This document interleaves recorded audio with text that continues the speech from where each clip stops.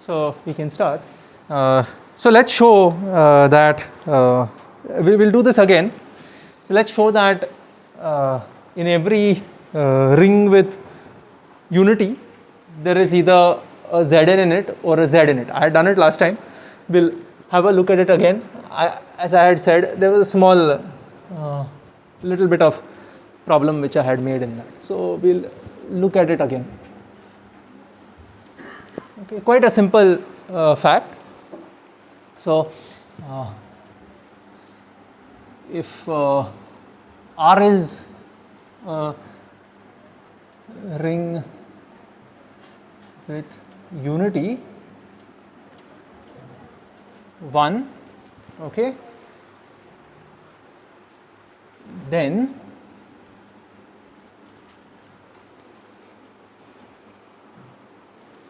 there are two possibilities. That is, if, let me otherwise say, let R be a ring with unity 1, okay. So there are two possibilities. One is the characteristic of R is 0, okay, that is, if the characteristic of R is 0, then R has a subring isomorphic to Z, okay. R will contain a subring isomorphic to Z. It is actually intuitively you expect something like this to happen, because if the characteristic is 0, what would be the additive order of 1? What would be the additive order of 1? If the characteristic of the ring is 0, what would be the additive order of 1? Infinity, right? This is what we have shown. These are two equivalent statements in a ring with unity. So the natural subring, or what you expect to be a subring, would be 1, 1 plus 1, 1 plus 1 plus 1, right, which we associate with 3, then 1 plus 1 plus 1 4 times, which we associate with 4, and so on. And none of these are going to repeat, since the additive order of 1 is infinity. The negatives would be the additive inverses of these elements, okay. But there is a simple way of doing this. So secondly, if the characteristic of R is some n greater than 0, then R has a subring isomorphic to Zn. So these are the two, this is what we need to prove. Very simple proof.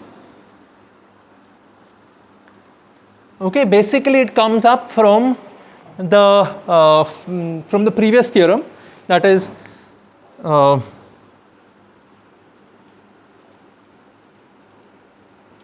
okay, we know that this function is a homomorphism, is a ring homomorphism, which is that one, phi from Z to R given by phi of n equals n times 1. We know that this is a ring homomorphism, okay, is a ring homomorphism.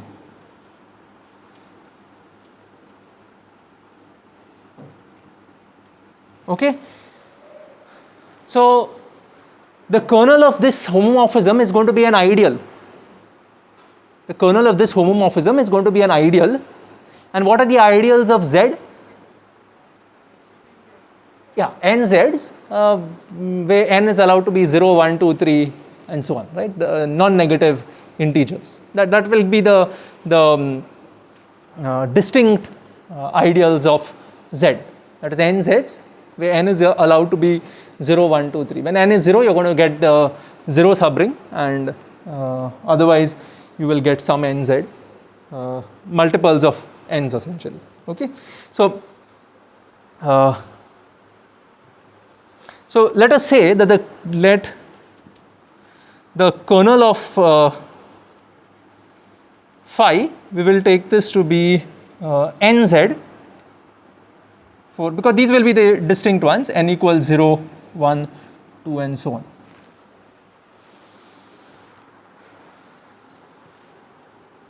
Okay, so therefore by the first fundamental theorem of isomorphisms, okay, therefore let me just write it by like this, by the first fundamental theorem of isomorphisms, ring isomorphisms, what happens is f from z by the kernel, z by nz, to say phi of z, okay, given by f of this, so that is going to be k plus nz, right? Where do we take this? Where do we take this element? To phi of k, right? That's the first fundamental theorem. To phi of k, this here is an isomorphism. When I write here isomorphism, I mean isomorphism of the rings, okay? So this is an isomorphism.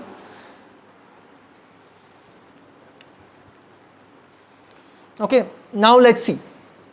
Let us first assume that the characteristic of R is 0. Okay, so let's say the characteristic of R is 0, and I then need to prove that R is isomorphic to, that there is a subring of R which is isomorphic to Z. Okay, very simple. So first is the characteristic of R is 0. That's why I said I made a little bit of a mess last time.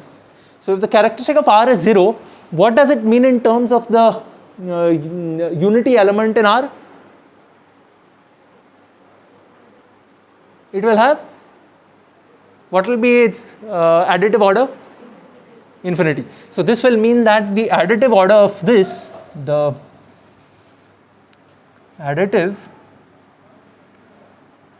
order of 1 in R, I have to specify because this 1 could have two meanings. One is the unity in R and the other one is the unity in Z, right? So it's better to specify, has additive order infinity. Okay, this means that this has additive order infinity. Okay, but what you can see here, see phi of 1 is 1, right? Phi of 1, the phi of 1 in Z, the 1 in Z, right, is going to give us 1, which means that, so therefore, what I say, therefore, because this is an isomorphism, okay, so phi of f of 1 plus nz, we don't know what n is yet, okay, this will be phi of 1, okay, which is 1, okay, let me write it like this, okay, this is 1, but since this is an isomorphism, an element and its image will have the same order. Okay, that's easy to prove, you can try and see. If you have an isomorphism, the element and the image will have the same additive order. Okay, all properties of the rings are actually preserved. So therefore, the additive order, the order of 1 plus nz in z by nz is infinity. Now you have to ask yourself, for what n can this actually take place? Because if n is positive, then what is the additive order of this? If n is positive, what will be the additive order of this?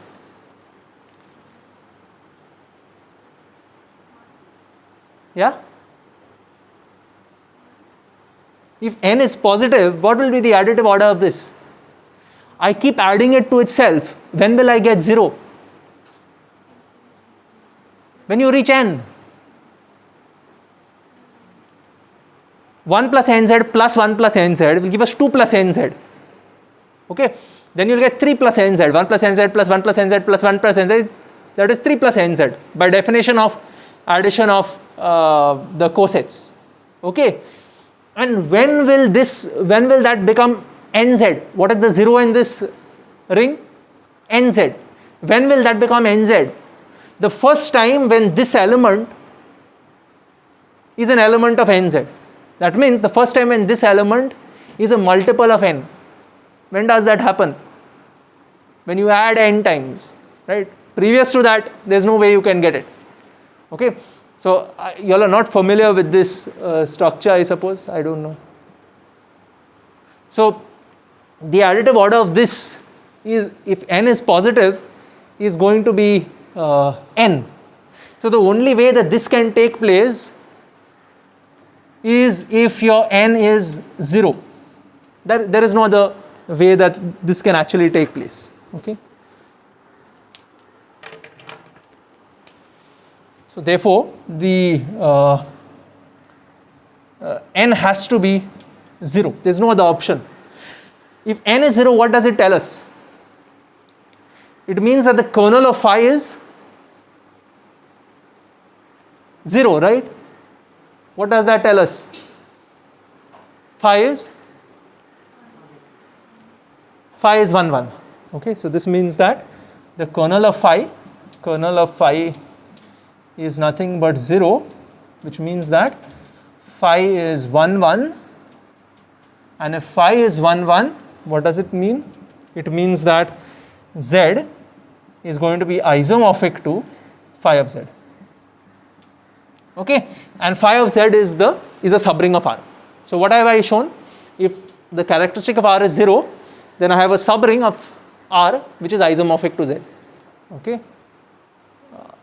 Yeah. So we are adding the same n times, right, to get 0. So I didn't get why is it infinity the additive order? See, what tells us that the additive order is of this is infinity? The fact that the additive order of 1 is infinity. If the characteristic of R is 0, it means that the additive order of the unity element is infinity. We had proved that, this as an equivalent statement in rings with unity. Okay. Now understand what is happening here. We have taken the kernel to be nz, right? The kernel is some nz. We don't know what nz, but it is some nz. Okay. So the kernel is some nz. So what is the unity element in this 1 plus nz? Okay, so f of 1 plus nz is going to be phi of 1 by definition, okay, which is 1. But the additive order of this is infinity, and this is an isomorphism. Since this is an isomorphism, this and this have the same additive order. Since this and this have the same additive order, this will have additive order of infinity. But ask yourself, when can this have additive order infinity? That is only possible when n is 0. Okay, see, when n is 0, you're going to get, this is going to become the coset 0. Okay, which essentially is going to look exactly like z. What will be the elements of z by 0? 1 plus 0, right? It will be like 1 plus 0, 2 plus 0, of course 0 plus 0, which is this itself, right? 0 plus 0. Then you'll have minus 1 plus 0, minus 2 plus 0. You need to work a little more in cosets to get a, we can check this later if you're still confused. Okay, the second part is this, that is,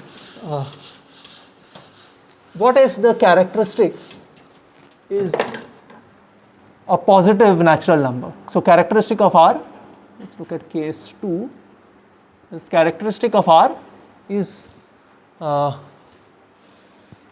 k, which is positive. I can't say n because I have fixed n here. Okay. So what does this mean? Again, we have the same thing happening. If the characteristic of R is k, the additive order of the unity element will be k. The additive order of the unity element in R will be k. Okay, so therefore the I hope you understand what I mean by additive order. Additive order is just the order in the group R with plus. That's what I mean with additive order. Additive order of 1 in R is k. Okay, but again this is a isomorphism. Okay, so what I have here is, but f of 1 plus nz is nothing but phi of 1, which is 1, and the additive order of this is k, right? The additive order of this is k, hence the additive order of this is k. When can the additive order of this be k? If n is positive, if n is 0, then the additive order of this is going to be infinity. If n is 0, the additive order of this is going to be infinity. If n is positive, the additive order of this is going to be n, right? But what do I know? That the additive order of this is k. So what should happen? K has to be equal to n. There is no other option. Okay, so but this is equal to this, which will mean that let me say the additive order of 1 plus nz in z by nz is k. Okay, see, this is a finite set. I hope everyone can see that. This is going to be a finite set. The only elements in this will be 0 plus nz, 1 plus nz up to n minus 1 plus nz. It behaves in exactly the same way as Zn. This structure is isomorphic to Zn. We have proved it. Okay, so this is k, which means that there is no option, but n has to be equal to k. Okay, and what does this tell us? This tells me this is an isomorphism. We know by the first fundamental theorem of isomorphisms, we know that this is an isomorphism. So what does this tell me? That z by kz is going to be isomorphic to f of z, phi of z, which is a subring of R. Okay, and this here is isomorphic to zk. Okay, that's all we have to prove. Have a look at it again if you are confused. Okay, is it okay? We needed to show two things. Of course, I showed it for k instead of n, but that's okay. If the characteristic of R is 0, we needed to show that there is a subring isomorphic to z, which we have got, phi of R. If I had used n there, but here I am using k. If the characteristic is k, then I needed to show that there is a subring isomorphic to Zn, or in this case I need to show Zk. And anyway, this is, so here Z by Kz is isomorphic to phi of Z, but Z by Kz is essentially isomorphic to Zk. We have proved this by the first fundamental theorem I had shown you. We had proved this. Okay. If you are still confused, it means that you don't have a hold on cosets. So you need to look at some cosets. Go back, look at cosets in a group. Okay. The next very interesting thing, what we can do is this.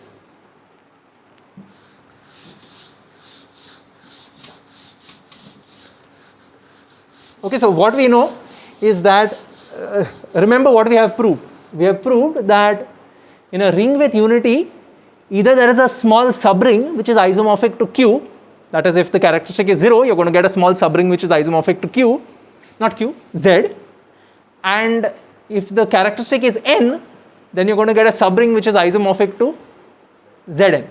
This is what we have proved up to now. Okay, we are going to go one step further into something which is more important in fields, which is if you have a field, so the question is basically, is there a smallest field? Okay, we will see eventually at the end of this chapter, we will see that there is no biggest field. We will see how to construct bigger and bigger fields. You can very easily construct bigger and bigger fields, which are in fact not isomorphic to the smaller fields also. That is very much possible. But the question is there a smallest field? Okay, something like a base field. Okay, it seems like, at least the fields which we work in, it seems like there is a smallest field.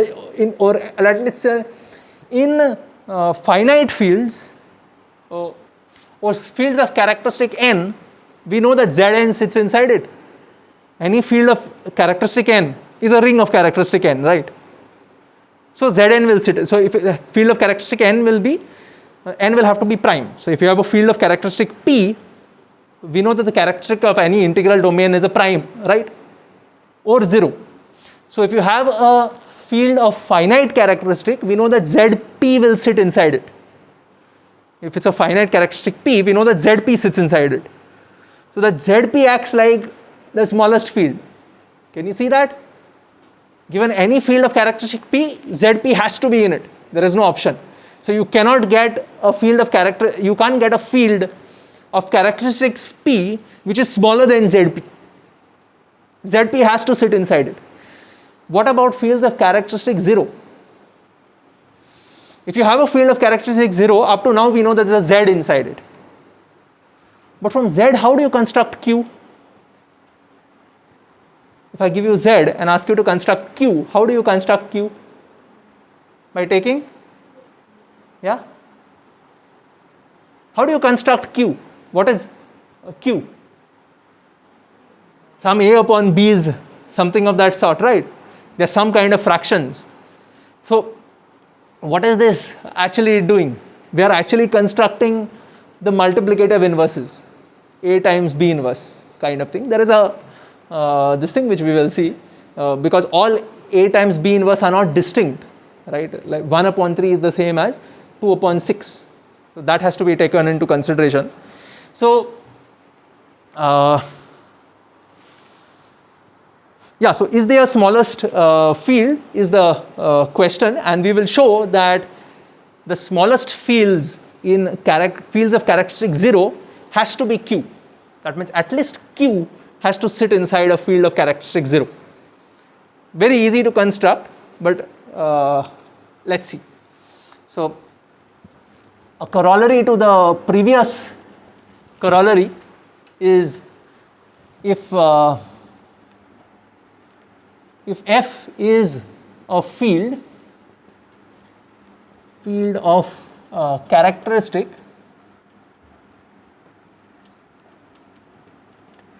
P, okay, I am writing P here because we know that the a field of finite characteristic will have to be prime, right? Field of finite characteristic, why? Because every field is a integral domain, and all integral domains have either prime characteristic or 0 characteristic.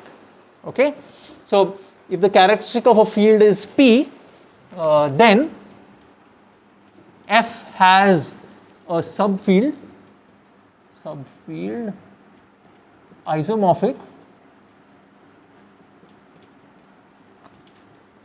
to Zp. Can you prove this?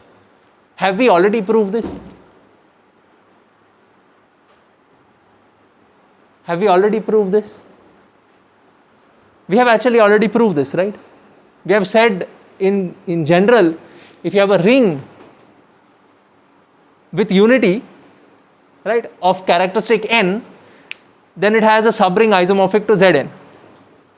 That itself takes care of this. So this is actually already proved. Just want to state it. So this is done already. Is that clear? This is already proved. Every field is a ring, right? Every field has a unity in it. So this is a ring with unity of characteristic P, so definitely there will be a Zp inside it. Okay? If F is a field of characteristic 0, then F has a subfield, okay, isomorphic to Q. Okay, so this is what we need to prove.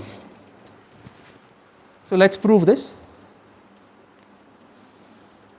So this part is already taken care of. So suppose the characteristic of F is 0. Okay, I am going to use the previous result. Tell me. Someone saying something? Okay, so I know that there is going to be a subring of F which is isomorphic to Z, right?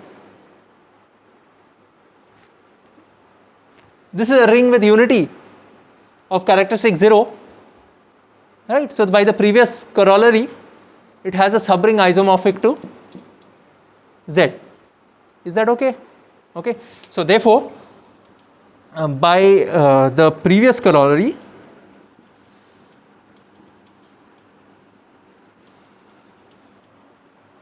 there exists a subfield S of F such that Z is isomorphic to S. So I am calling Z as the, not subfield, I am making a mistake, subring, not subfield. What have I said? Yeah, subring. We don't know, this does not have inverses. It's isomorphic to Z, it will not have inverses. Okay, such that Z is isomorphic to, let us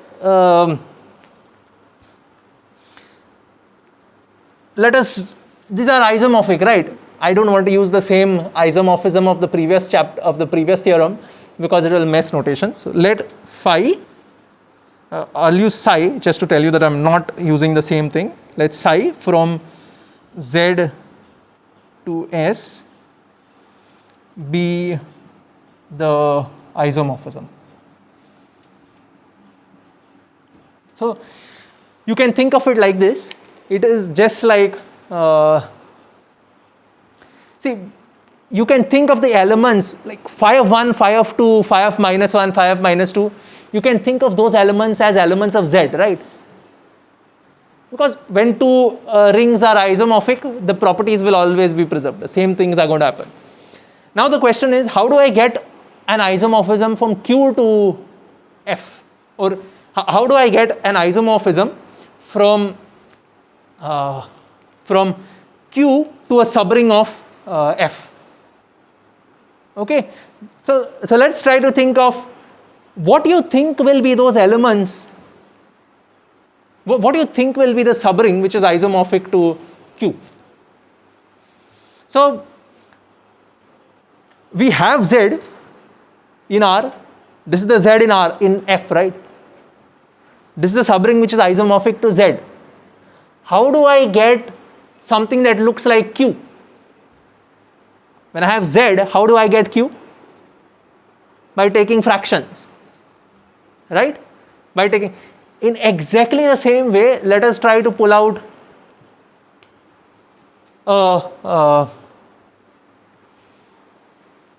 right? Let us try to pull out a subset of F that looks like Q. Okay, can you tell me what it will be?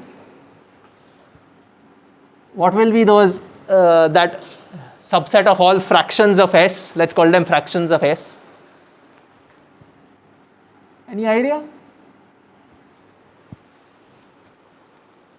Q is what? Q is A upon B, right? Where A and B are in Z, B is not equal to 0. What will be the fractions of S? Yeah? Anyone? Let's not worry about whether it's a field or anything, whether it's isomorphic to Q, nothing. How do you construct this? From Z, we know how to get to Q, right? We look at A upon B such that A and B are, or in other words, A times B inverse such that A and B are in Z and B is not equal to 0. That gives us all of Q, right? What will be the fractions of S? Any idea? Can be constructed in exactly the same way. We know that F is a field, right? So non-zero elements have inverses. So we can exactly construct it in that manner. We look at A times B inverse, right? Such that A and B are in S and your B is non-zero.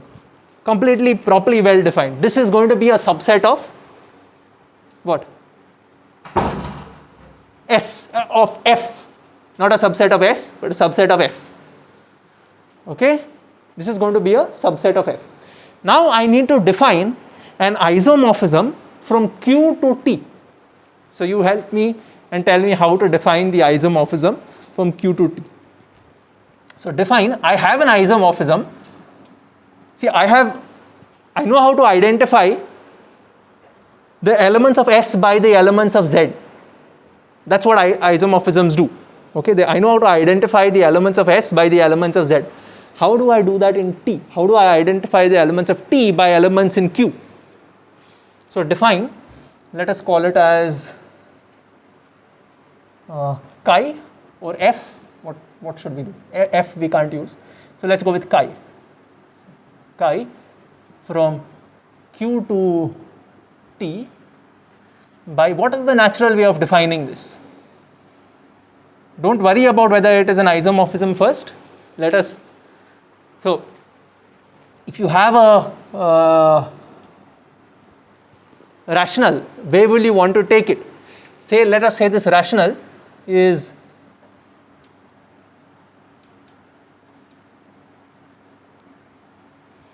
n and m are in Z and m is not equal to 0, right? All rational numbers can be written like this as n upon m, where m is non-zero. Where do you want to take this? You will have to use this isomorphism. Where will you take it?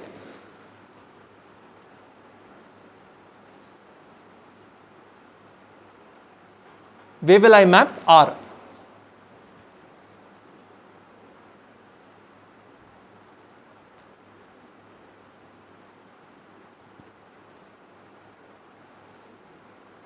See, n and m are in Z.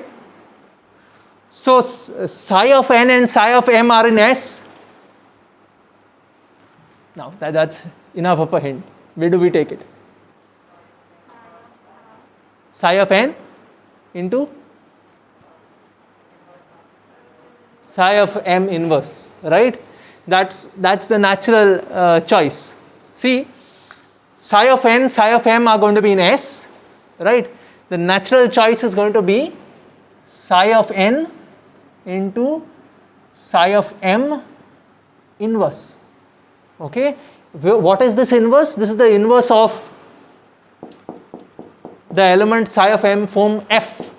Okay, S will not preserve inverses except for 1 and minus 1. I mean, the inverses of elements of S will not be in S necessarily except for 1 and minus 1, because that's what happens in Z. Whatever happens in Z is going to happen in S. Okay, that I would expect that you can do. So there's a problem now. Okay, can anyone spot what the problem is? Is this function well defined? Is there only one way of writing a rational in this method? No, because the same rational number 1 by 2 is 2 by 4, right? And is 8 by 16 and so on. So there's a representation problem in rational numbers. This is not a unique representation. So you have to check that this thing is well defined. That means irrespective of how you're writing this as a fraction, the images are always the same. Okay, you need to check that irrespective of how you write R as a fraction, whether it's n1 upon m1 or n2 upon m2, the images will always have to be the same. Okay, so we need to check well defined.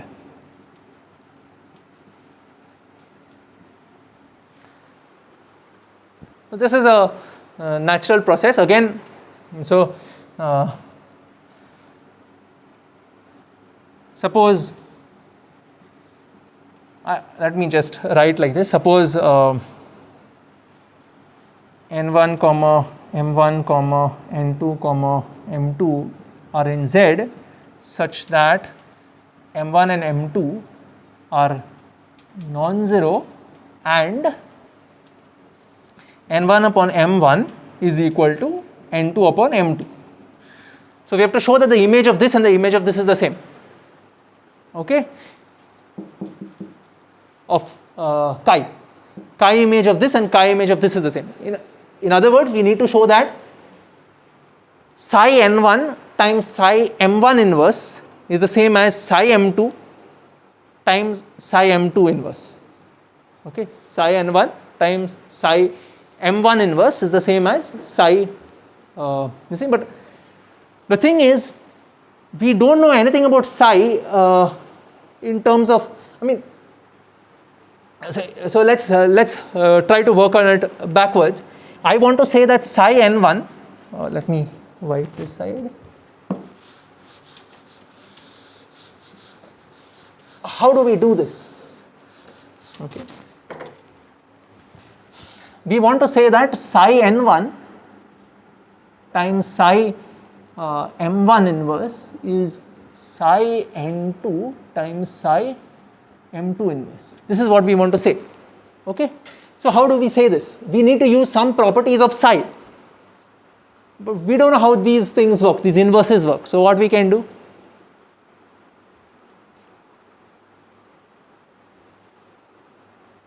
Let's multiply them out, right?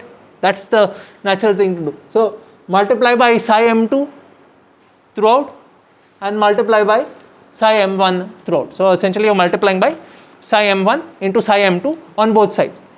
This is all commutative, there is no problem because we are working in a field. F is a field, so it's commutative. So multiply by psi m1 into psi m2. What do you get? This happens if and only if psi n1 times psi m1, psi m2, right, equals psi n2 times psi m1. The question is, does this take place? What do we know about psi? Psi is a homomorphism, right? So therefore, this happens if and only if psi n1 m2 equals psi n2 m1, right? I also know that so if I can say that n1 m2 equals n2 m1, right? If I can say that n1 m1 is equal to n2 m1, then I will be able to say this, right? Because then I take psi on both sides and split it, go back up. If I can say, is this true? Right? So that happens. The other way is also something that you actually need to check, because we will also want to prove it's 1 1. Okay, let's finish this first. So this will mean that n1 m2 equals n2 m1, right? Which means that you take psi on both sides, you will get psi n1, I am using it directly, psi n1, okay, let me go psi n1 m2 equals psi n2 m1, psi n1, psi m2, psi n2, psi m1. Now what do we do? Multiply by psi m2 inverse into psi m1 inverse, okay. So multiplying by that you will get psi n1, psi m1 inverse, okay. I am multiplying by this, you should multiply, I am multiplying by psi m1 inverse into psi m2 inverse. Everything is commutative, so I don't need to worry about that, okay. This is what we need to prove. Yeah, I don't like to write it like that, okay. This is my rough work. So this is, if you are okay with writing, this one is an if only, by the way. I have not spoken about the implication. We don't need the implication, we need the if, but the implication also holds. Can anyone tell me why? Why does this imply this? I was supposed to ask you that later. Anyway, so psi n2, psi m2 inverse, and that's what we have. This is exactly what we need to prove, that if these two elements are the same, if the two representations, if you have two different representations for the for a rational number, the images stay the same. The images of chi remain the same. That's what. So this is well defined. What are the next thing to do? We need to show that chi is 1, 1. We need to show that chi is onto. We need to show that chi is a homomorphism. These are the three things that we need to do. Okay, 1, 1, onto, homomorphism. I will keep this aside and we will, okay. Now can anyone tell me why this implication holds? I'll tell you why I want you to tell me why this implication holds. Can anyone tell me why this implication holds? If I have psi of n1 m2 equals psi of n2 m2, why does it mean that n1 m2 is equal to n2 m1? Psi is an isomorphism, hence it's 1, 1, right? So this tells us that actually this happens, and when I say that this happens, it essentially tells us that both, it will give us that chi is well defined and chi is 1, 1. Why is chi 1, 1? If chi of n1 upon m1 is equal to chi of m2 upon n2, this is what you have, which implies this, okay, because these are all equivalent statements, and that finally implies n1 m2 is equal to n2 m1. But this, of course, we know that this happens if and only if. Okay, so this is one way you can prove that chi is 1, 1. Let me keep this away, just because. So chi is a homomorphism. Can anyone tell me why chi is a homomorphism? So let us take two elements in Q, right? We need to take two elements in Q, prove that chi of, say the two elements are R1 and R2. We need to prove that chi of R1, R2 is chi of R1 into chi of R2. Okay, so let us take R1 and R2 in Q, and now it doesn't matter how I represent it. I am not making any restrictions on the representation. You can see I am not taking like I am not saying the GCD of n and m should be 1 or anything like that. You can use any representation, it works. Okay, such that R1 equals n1 upon m1, not specifying here that n1 and m2 are in nz and m1 is non-zero. I expect that you know that. Okay, I want to prove this. How do I prove this? So what is chi of R1, R2? This is quite easy actually. What is R1 into R2? N1, N2, this is multiplication in Q, right? We know multiplication in Q. This is M1, M2. By definition, what is this? By definition, what is this? Psi of the numerator into psi of the denominator inverse. Of course, we know that since m1 and m2 are non-zero, m1 into m2 is non-zero, so there is no problem here.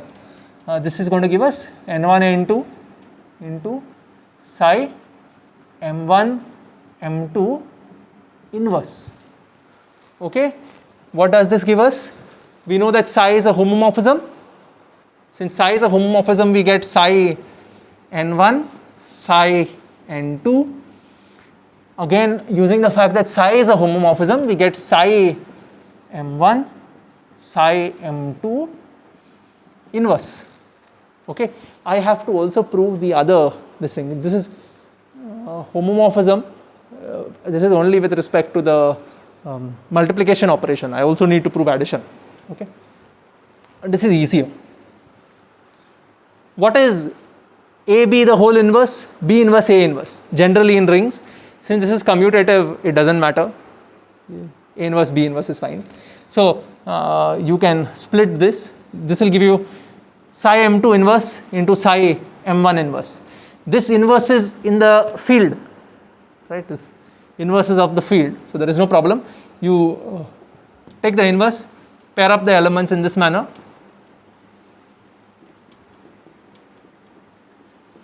What have I got? What is this? Chi of R1, right? So this is nothing but chi of R1 into chi of R2. I am not done yet. I need to check for the addition. Okay. So let's put this out here. So second thing you need to check is whether it's a preserve the addition operation. What is R1 R2 plus R2 going to give us? We need to show that this is chi of R1 plus chi of R2. You just have to follow the process. That's very simple. Okay, this is nothing but chi of, what is R1 plus R2? You all know how to add in Q. This is N1 M1 plus, I'm using the fact that it is commutative there. I'm making a mistake, right? This is M2. Okay, and by definition, what is this? Psi of the numerator, that is times psi of the denominator inverse. Use the fact that psi is a ring homomorphism. If I use the fact that psi is a ring homomorphism, I can first get psi of n1 m2, I can split it across the addition sign, right? So that will give us psi of n1 m2 plus psi of n2 m1, and then split it across the multiplication sign to give us, what will I get? Psi of n1, psi of m2 plus psi of n2, psi of m1. Is this okay? Okay. And here what do I get? This will be here psi of m1 into psi of m2, the whole inverse. But we know that A times B, the whole inverse, is nothing but B inverse A inverse. And fields it will be A inverse B inverse also. So we can write this as psi of m1 inverse into psi of m2 inverse. Okay, just routine calculation will give us what we want. Multiply this throughout, what do you get? Distributivity. We are in a field, right? We can distribute. So this will distribute over this. What will happen? This will cancel out with this. What it gives us?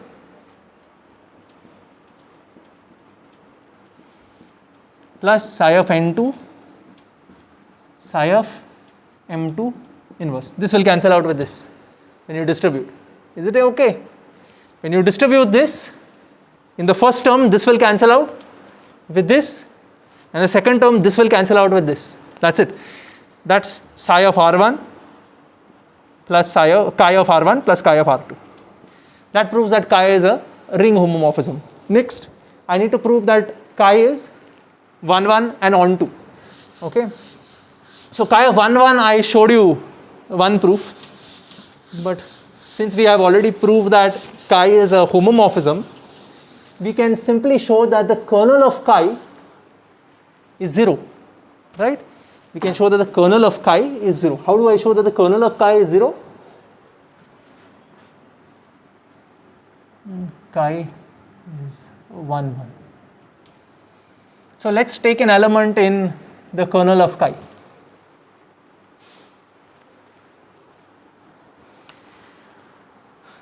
So let R belong to the kernel of chi. Remember, where is chi? Chi is a function from way to way. Q to t, right? Q to t, right? T is the notation I used. So R is an element of Q, right? Kernel of chi, which is a ideal of the domain. Okay, this is an ideal of the domain, right? I need to show that that R is equal to 0, right? So such that this is in Q, right? So it has a representation of the form n by m, where n and m are in Z and m is not equal to 0. So what does this mean? What does it mean to say that R is in the kernel of chi? Chi of R is 0. What is chi of R? Psi of m, n into psi of m, right? Multiply throughout by psi of m.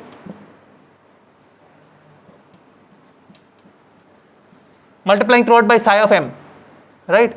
0 times anything is 0. We know we have, so this, what does this tell me? What do I know about psi? Yeah? I know that psi is 1, 1, right? Psi is an isomorphism. So I know it's 1, 1. Since it's 1, 1, its kernel is 0, right? So the only time this can take place is when n is equal to 0. Or we know that 0 always goes to 0 in a homomorphism. So this tells us that n is equal to 0. Why? As psi is 1, 1. Okay, so either case you use that, it's the same thing in fact. So this tells us that n is 0, and if n is 0, that means the numerator of R is 0, right? And that means that R is 0. That's correct, right? In Q, that's the only way you get zeros, right? When the numerator is 0. No? Okay. So that's the proof. This proves that kernel of chi is 0. Therefore, the kernel of chi is just the 0 ring. And therefore, chi is 1, 1. How do I prove that chi is onto?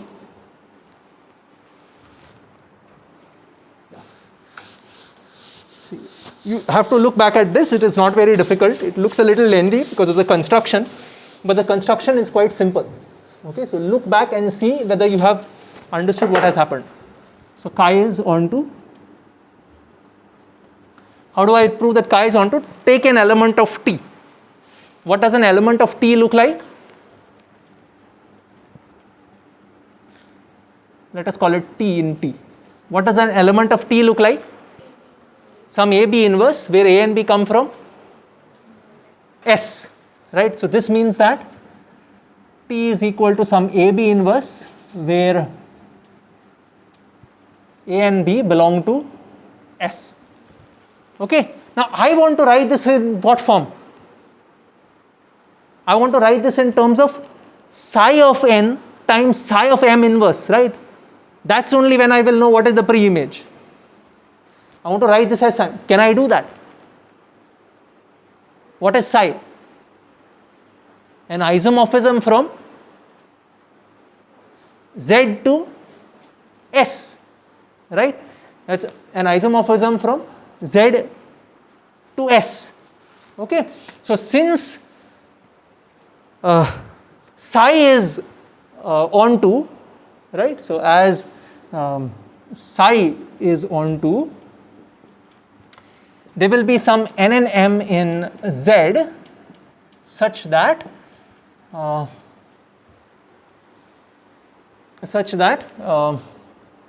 psi of n equals A and psi of m equals B. Is this okay? Psi of n is equal to m. One thing which you will need to say is that m is non-zero. Can anyone tell me why m is non-zero? Because B is non-zero. B is invertible, right? So B we know is non-zero, where and B is non-zero. That's exactly what the set S was. Since B is non-zero and psi is 1, 1, m cannot be 0. Not 1, 1 actually, because we know that psi of 0 is 0. Psi of 0 is 0, right? But this is non-zero, so therefore this means that M is non-zero. Okay, since M is non-zero, since B is non-zero, M has to be non-zero. Again, I am telling you why. Because if M was 0, then psi of M would be 0. But psi of M is B, and B is non-zero. So this means that M has to be non-zero. So therefore, what happens? What is the pre-image of this point T? Yeah? Chi of N upon M. Chi of N upon M. What is chi of N upon M? Psi of N, psi of M, inverse. But what is this?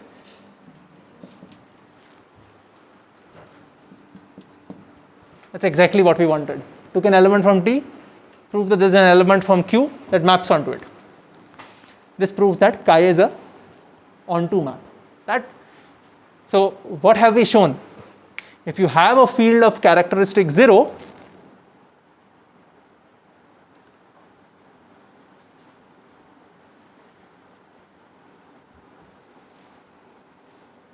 so if we have a field of characteristic 0, it has a subfield which is isomorphic to Q, okay, which looks like Q. This shows that you have, so these are what we call as base fields or prime fields, okay. So they are very important in the study of field theory.